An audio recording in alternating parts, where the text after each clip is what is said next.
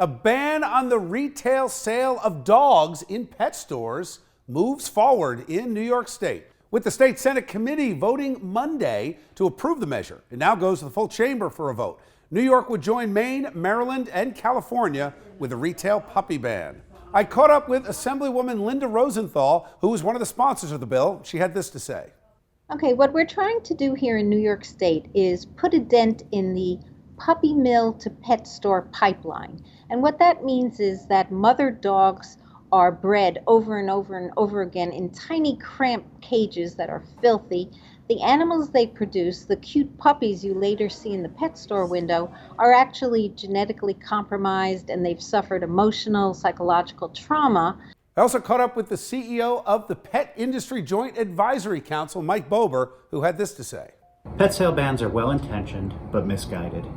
They don't do anything to address the real problem, illegal breeding operations in the shadows, and instead they take away one of the most regulated and responsible sources of animals that New York consumers have access to: small, independent pet stores. This is not what we want to do to address the issue of animal care. There are better ways to do this. All right, let's bring back tonight's A-plus panel: Ilana Mugden, Chasing News contributor, and Alison Young, Republican strategist.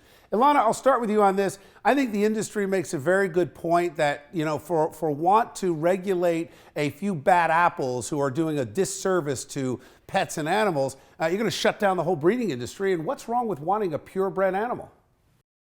Nothing's wrong with wanting a purebred animal, but I think the point of this legislation is to protect the animals in question and to ensure a better quality of life for animals going forward. It is demonstrably proven that the animals in, let's say, puppy mills and specifically raised for breeding purposes live very bad lives. So to that point, Ilana brings up this term, which I consider a propaganda term, puppy mill. It paints a picture that these are horrific places, when in reality there are thousands of breeders across the country, most of whom practice great animal welfare and safety. I've rescued dogs, but I also had a purebred golden retriever. No issues at all. I think you're pointing out a big difference here, which is the difference between a reputable breeder and puppy mills that are selling to retail stores. Very, very different. And the standards are very different. My dog is adopted. I will always be an advocate for adoption. Pets, there's so much research now on that they can feel empathy, that they are more, forgive me, but human-like than we ever thought, and they deserve better than being exploited for profit. Part of the concern is that retail breeders may have to close their doors or lay off employees.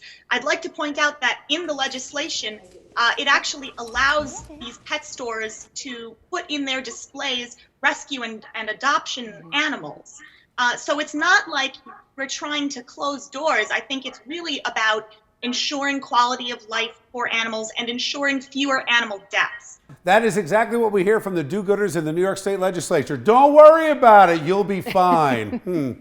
Thanks, guys.